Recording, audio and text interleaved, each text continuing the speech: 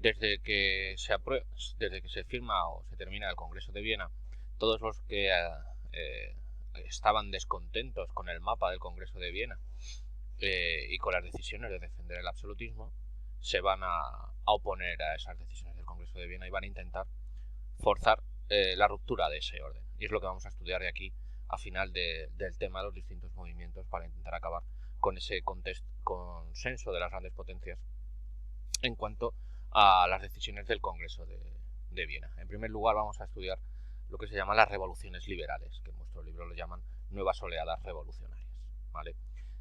1820, 1830, 1848. No me gusta el libro, así que voy a subir unos apuntes para que os estudiéis por allí.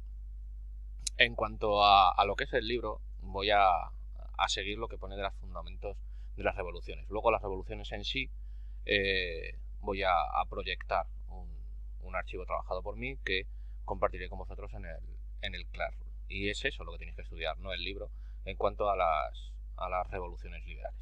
Ahí tenéis los fundamentos de la revolución. Los fundamentos de la revolución se basan en dos ideologías que van a ser las dominantes durante el siglo XIX una vez se supere el absolutismo. Por un lado es el nacionalismo y por otra el liberalismo. Tenéis ahí afirmaciones de los sentimientos nacionales.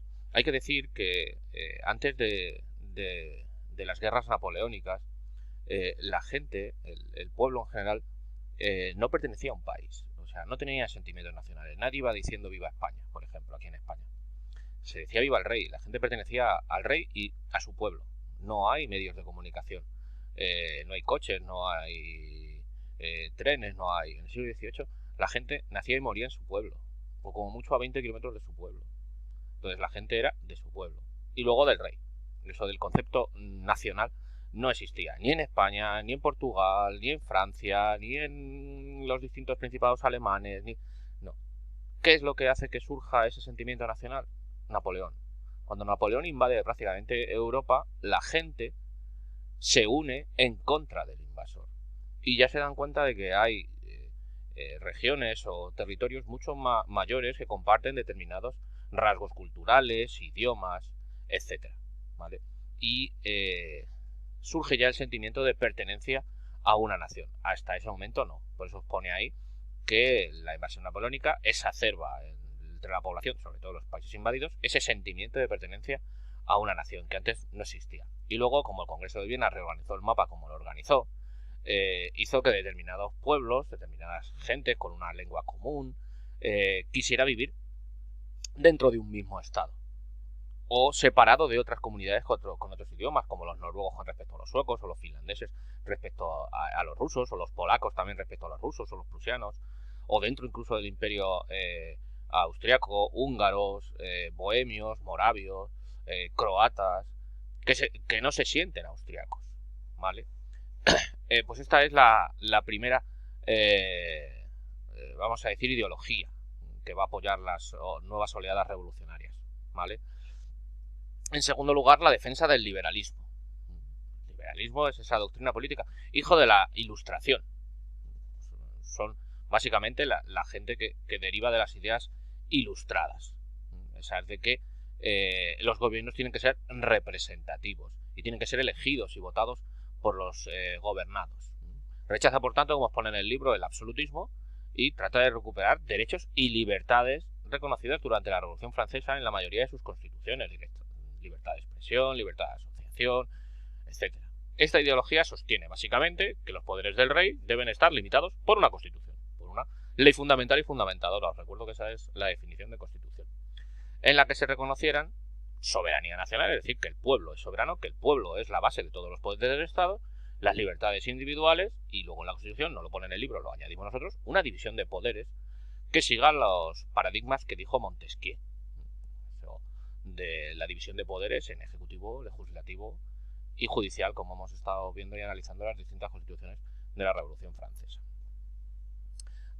Las oleadas revolucionarias van a comenzar muy pronto, prácticamente después de comenzar de terminar el Congreso de Viena. La primera revolución comienza en 1820. ¿Y dónde va a empezar? Empieza en España. Para que digan que luego en España no empieza nada. pues empieza en España este movimiento de la Revolución de 1820, con el pronunciamiento del coronel Riego, aprovechando un ejército que está juntando España para ir a luchar en las guerras de independencia americana, para intentar detener la independencia de las colonias americanas. Ahí se concentra un ejército y el coronel Riego, al mando de ese ejército, en vez de dirigirse a América, se dirige con él a Madrid. Allí va a acabar con el absolutismo y hace jurar a Fernando VII la Constitución de 1812. Esto lo ampliaremos cuando veamos el tema 4, porque es el comienzo de un periodo que se llama el Trienio Liberal. Muchos países van a imitar lo sucedido en España. Esta revolución se va a extender a Portugal, Nápoles y Piamonte, donde también se aprueban constituciones muy similares a la española de 1812. Os recuerdo que las grandes potencias, Austria, Prusia, Rusia, Francia, se han coaligado en la Santa Alianza para defender el absolutismo, así que van a reaccionar ante esta situación. Y en el Congreso de Verona, eso también la tercera característica que vimos de la Restauración, lo de las reuniones en congresos, pues en el Congreso de Verona de 1822 se aprueba la entrada de un ejército francés, que se van a conocer como los 100.000 hijos de San Luis. No entran 100.000 y no todos son hijos de San Luis, pero así se llama el ejército en España para establecer el orden absolutista. Se restaura en 1823 a Fernando VII como rey absoluto. Y a la vez que el ejército francés entra en España, otro austriaco acaba con todos los movimientos revolucionarios en Italia. En Portugal no, porque con el apoyo británico no van a poder restaurar el absolutismo. Entre el año 22 y 28 se va a producir la guerra de independencia en Grecia. Grecia, que desde el siglo XIV está tomada por los turcos otomanos, se va a independizar y va a ser apoyada por las potencias cristianas occidentales. Francia, Reino Unido apoyan a Grecia, pero claro, es la lucha de un país cristiano contra uno musulmán, con lo que va a conseguir finalmente en 1828 independizarse del Imperio Turco, Grecia. Como última reminiscencia, es decir, como último coletazo de este proceso revolucionario, podemos citar el intento de revolución decembrista, llamado así porque se produce en diciembre, que se va a producir en Rusia en 1825, pero que el zar va a acabar con este movimiento de tendencia liberal rápidamente, con lo que no le va a afectar. Pasamos entonces a la revolución de 1830. Esta revolución se inicia en las jornadas del 21-22 de julio en París, en Francia.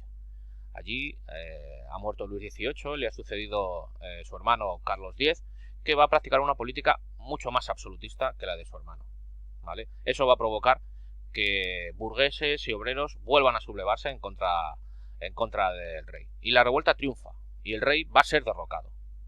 Los sectores más radicales de la revolución, aquellos herederos casi de los jacobinos, pretendieron otra vez la proclamación de la República.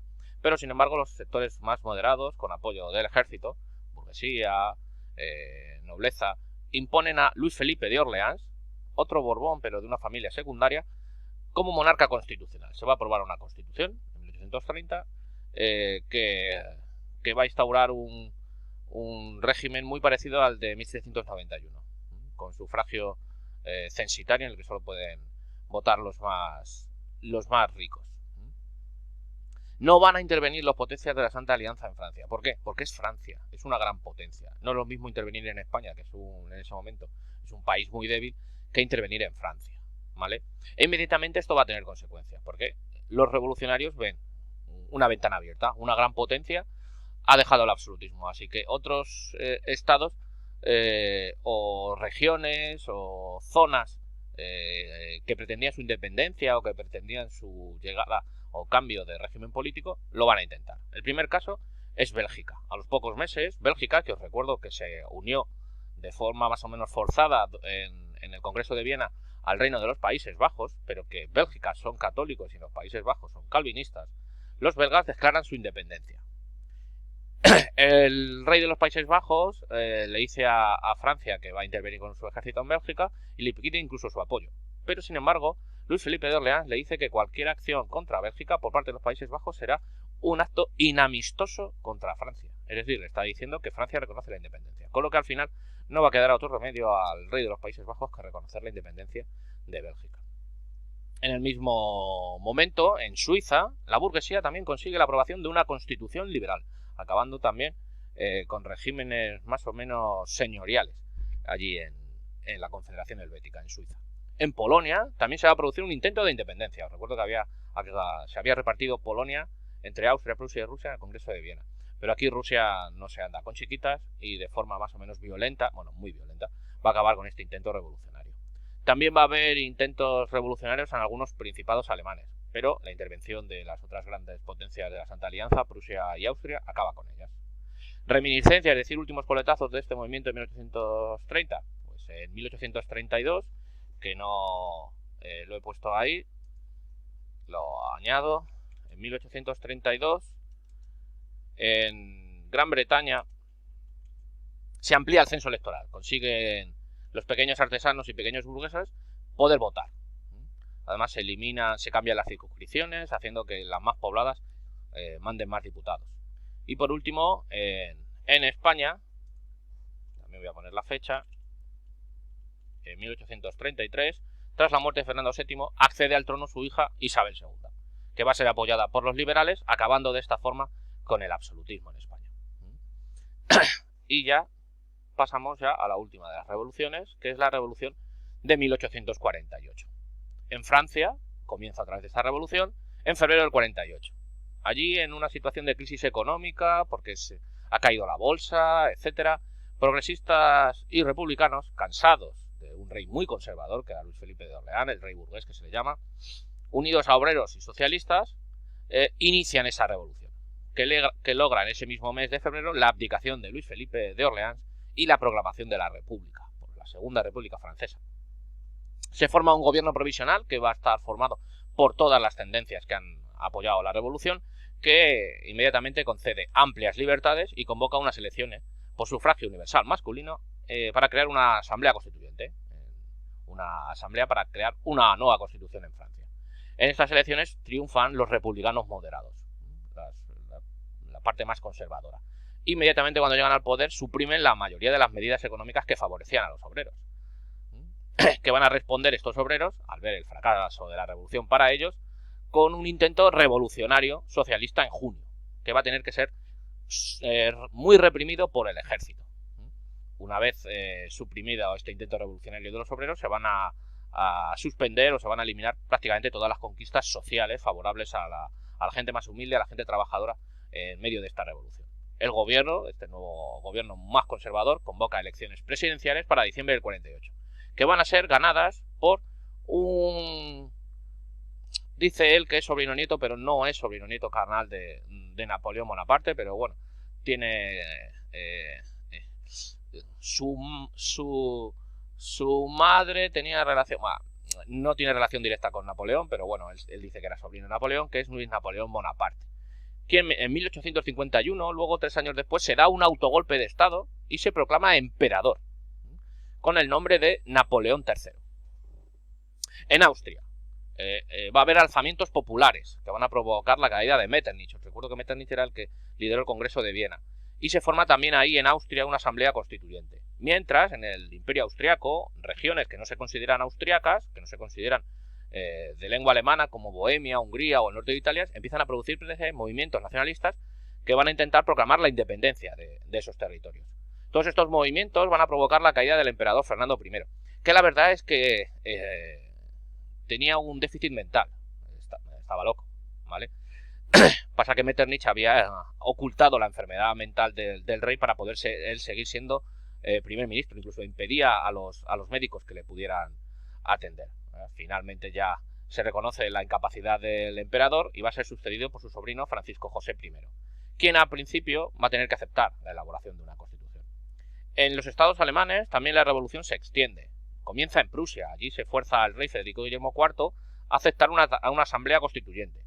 Y como ese es el rey más poderoso de Alemania y va a tener que se le fuerza a este movimiento constitucional, pues la onda revolucionaria se va a extender a la mayor parte de los territorios de Alemania del momento. Sajonia, Baviera, Hannover, y finalmente se van a reunir en lo que se llama el Parlamento de Frankfurt representantes de todos los estados alemanes, sobre todo burgueses, que lo que quieren es unir todos los estados en un único estado, en Alemania, y ofrecen al rey de Prusia la corona.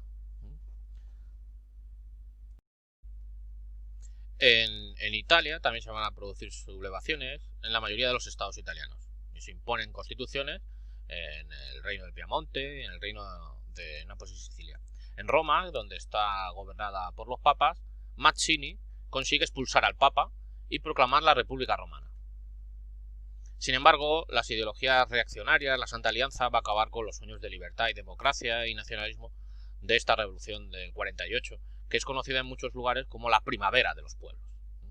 Por ejemplo, en la asamblea en Viena va a ser disuelta con la ayuda rusa. Un ejército ruso aparece en Viena y ayuda al emperador Francisco José a acabar con esa asamblea constitucional. Y luego los ejércitos austríacos van a acabar con los movimientos independentistas del norte de Italia, Hungría y Bohemia. En lo que es Alemania, Federico IV va a dar un golpe de estado con la ayuda del ejército y suprime la Asamblea Constitucional de Prusia. Va a rechazar el ofrecimiento del Parlamento de Frankfurt y va a colaborar para su disolución. Además, el ejército prusiano va a ayudar al resto de monarcas alemanes a acabar con la revolución. En Italia, un ejército austriaco liderado por el general Radetzky va a reponer a las monarquías absolutas en toda Italia. Aunque hay que decir que el rey del Piamonte va a aprobar una carta otorgada, lo conocido como Estatuto de Piamento de 1848. Una carta otorgada, a diferencia de una constitución, es eso, el rey por su decisión, porque él quiere, concede algunos derechos o algunas libertades, reparte algo del poder, pero porque él quiere, no es una constitución que es aprobada por el pueblo. Finalmente, el Papa pide ayuda a todos los católicos del mundo para que le ayuden a echar a Mazzini y va a llegar un ejército francés mandado por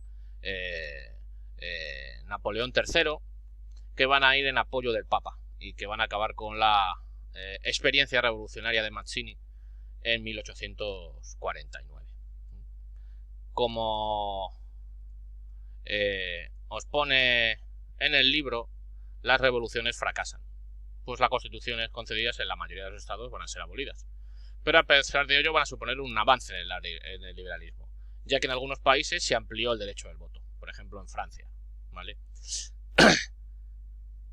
A partir de 1848 hay más o menos como una frontera en el centro de Europa, donde en países como Portugal, España, el Reino Unido, Bélgica, Países Bajos, Suiza, hay regímenes liberales, mientras el absolutismo sigue en el este de Europa, principalmente Prusia, Austria, Rusia, Imperio Otomano, ¿vale? Las revoluciones liberales a mitad del siglo XIX han triunfado más o menos en la Europa occidental. Caso paradójico Francia, donde se han iniciado dos de estas revoluciones y que acaba en un régimen prácticamente de monarquía absoluta con el régimen de Napoleón III, pero prácticamente la Europa occidental es más o menos liberal, mientras la Europa oriental se mantiene en el régimen de absolutismo, es decir, en el antiguo régimen.